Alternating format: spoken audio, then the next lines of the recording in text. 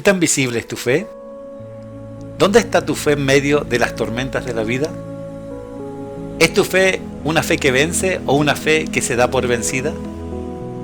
¿Qué obras dan testimonio de lo genuina que es tu fe?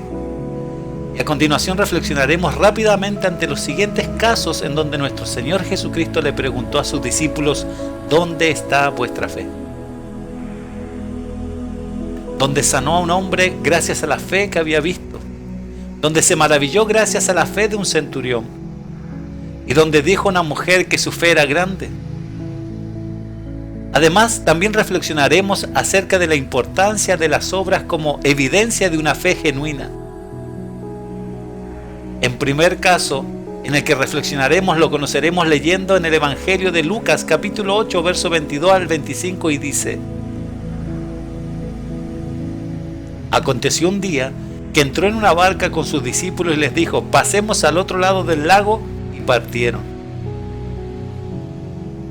Pero mientras navegaban, él se durmió y se desencadenó una tempestad de viento en el lago, y se anegaban y peligraban. Y vinieron a él y le despertaron diciendo: Maestro, maestro, que perecemos. Despertando él, reprendió al viento y a las olas, y cesaron, y se hizo bonanza. Y les dijo: ¿dónde está vuestra fe? Y atemorizados se maravillaban y se decían unos a otros: ¿quién es este que aún a los vientos y a las aguas manda y le obedecen? Cuando estamos en medio de las tormentas de la vida, es fácil pensar que Dios ha perdido el control y que se ha quedado dormido. A menudo nos consume el desespero cuando pensamos que estamos a la merced del viento del destino y Dios no viene a socorrernos. Dios es soberano y Él lo controla todo. Y es aquí, en estos momentos de tormenta, donde nuestra fe debe hacerse visible y confiar, ya que Dios está en la barca con nosotros. Peligros vendrán y momentos donde sentiremos que nos anegaremos. De esta manera nuestra fe es puesta a prueba. Si acudimos a Cristo en estos momentos de peligro, debemos estar seguros de que vendrá a nuestro socorro. El mejor medio de silenciar nuestros temores es presentarlos a los pies de Cristo. Y no hay tormenta que no pueda calmarse delante del poder y de la autoridad de Dios. ¿Dónde está vuestra fe?, les preguntó el Señor a sus discípulos al verlos llenos de temor. Existen dos grandes razones para que los discípulos no sintieran temor e hicieran visible su fe en ese momento. Ellos llevaban consigo en la barca al Señor de los cielos y de la tierra. Segundo, llevaban la palabra segura de que Jesús, quien les había dicho: pasaremos al otro lado. Recordemos que la fe es fe cuando se pone en Dios y en lo que Él ha dicho. Y si Dios lo ha dicho, eso debe darte seguridad. En momentos de tormenta es donde nosotros somos desafiados a que nuestra fe se haga visible. El segundo caso en el que reflexionaremos lo conocemos leyendo en el Evangelio de Marcos, capítulo 2, versículo 1 al 5, y dice: Entró Jesús otra vez en Capernaum después de algunos días y se oyó que estaba en casa. E inmediatamente se juntaron muchos, de manera que ya no cabía ni aún a la puerta, y les predicaba la palabra. Entonces vinieron a él unos trayendo un paralítico que era cargado por 4. Y como no podían acercarse a él a causa de la multitud, descubrieron el techo de donde estaba, y haciendo una abertura, bajaron el techo en que yacía el paralítico. Al ver Jesús la fe de ellos, dijo al paralítico: Hijo, tus pecados te son perdonados. Una fe visible es una fe que actúa. Una fe visible es una fe que no se da por vencida frente a los impedimentos. Una fe visible es una fe que se muestra a favor de otros. La fe se hace visible al identificar una necesidad y luego decididamente e insistentemente busca ayuda divina. La fe siempre encuentra un medio. La fe siempre encuentra salidas. Tu fe y mi fe deben encontrar el camino hacia Dios. Jesús estaba allí para sanar y perdonar. Obstáculos habían, pero la fe se hizo visible al buscar la manera para estar delante del Señor. La fe se hace visible cuando buscamos con persistencia al Señor hasta obtener su bendición. Cuando se hace visible nuestra fe, Dios la honra. Recordemos que Él es galardonador de los que le buscan.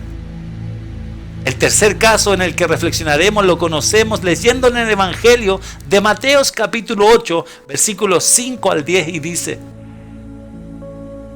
entrando Jesús en Capernaum, vino a él un centurión rogándole y diciendo: Señor, mi criado está postrado en casa, paralítico, gravemente atormentado. Y Jesús le dijo: yo iré y le sanaré. Respondió el centurión y dijo: Señor, no soy digno de que entres bajo mi techo, solamente di la palabra y mi criado sanará. Porque también yo soy hombre bajo autoridad y tengo bajo mis órdenes soldados, y digo a este: ve y va, y al otro: ven y viene, y a mi siervo: haz esto, y lo hace. Al oírlo Jesús se maravilló y dijo a los que le seguían: de cierto os digo que ni aún en Israel he hallado tanta fe. Gran admiración sintió Jesús al ver la fe de este hombre. Pero, ¿por qué lo consideró así? La fe de este hombre era una fe segura. Él no solo creía que Jesús podía curar a su siervo, sino que también podía sanarla a la distancia. Él creía que no era necesario el contacto directo con el necesitado. Esto se llama fe confiada. La fe siempre será honrada por Dios, sea activa como en el caso del paralítico o confiada como en este caso. Él también creía que podía curarse con una palabra. El Señor podía sanarle sin medicina y sin cualquier otra cosa. Solo con su palabra. El centurión dijo: tan solo di la palabra y mi siervo sanará. Con esto, este hombre reconoció la autoridad de Cristo y el poder de su palabra. Hebreos capítulo 4, 12 dice que la palabra de Dios es viva y eficaz. Este es el tipo de fe que Dios quiere que tú y yo tengamos. El cuarto caso en el que reflexionaremos lo conocemos leyendo en el Evangelio de Mateo 15, 21 al 28, y dice: saliendo Jesús de allí, se fue a la región de Tiro y de Sidón. Y aquí una mujer cananea que había salido de aquella región clamaba diciéndole: Señor, hijo de David, ten misericordia de mí, mi hija es gravemente atormentada por un demonio. Pero Jesús no le respondió palabra. Entonces, acercándose sus discípulos, le rogaron diciendo: despídela, pues da voces tras nosotros.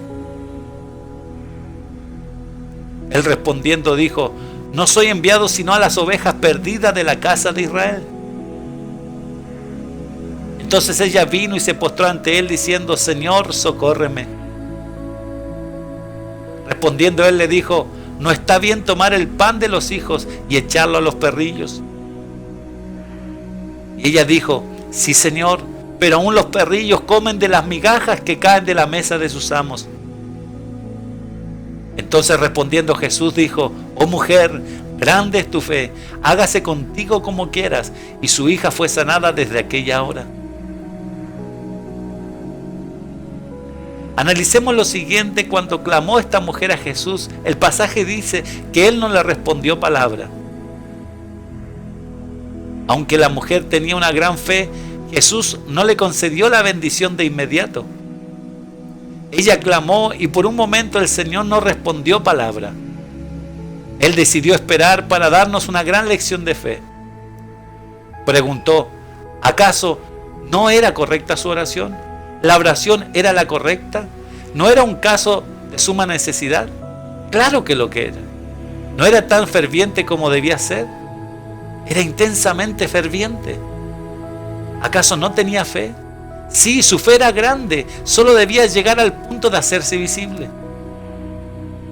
Hay situaciones que requieren una prueba de fe antes que una respuesta de fe. Ahora bien, después de un silencio, llegó la respuesta del Señor, aunque al parecer con una palabra áspera de parte de Él. Pero la fe de esta mujer le llevó a tener grandes pensamientos acerca de Cristo. Cristo le había hablado del pan de los hijos, pero ella le respondió lo siguiente: como tú eres el generoso amo de la mesa de la gracia, sin duda hay abundancia de pan en tu mesa. Hay tal abundancia que los hijos no serán perjudicados de que los perrillos sean alimentados. A esta mujer le pareció que la mesa del Señor estaba bien surtida y que todo lo que necesitaba para sí era una migaja en comparación. Su fe era inquebrantable.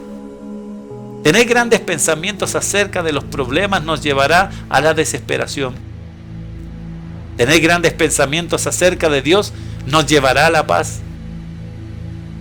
La fe de esta mujer se hizo visible a través de la sabiduría, humildad, mansedumbre, paciencia y persistencia. Hágase contigo como quieras, le dijo el Señor a la mujer. Y para terminar, leamos Santiago capítulo 2, 26, que dice: porque como el cuerpo sin espíritu está muerto, así también la fe sin obra está muerta. La verdadera fe transforma nuestra conducta y nuestros pensamientos. Si nuestra vida no cambia, en realidad no creemos las verdades que decimos creer. Obras de servicios con amor no reemplazan la fe, pero si son una prueba de nuestra fe en Cristo. La verdadera fe se traduce en obediencia a Dios y a lo que Él ha dicho. Y no solo se queda en la siguiente afirmación: yo creo en Dios. Debemos tener buenas obras como frutos que demuestran que nuestra fe es genuina.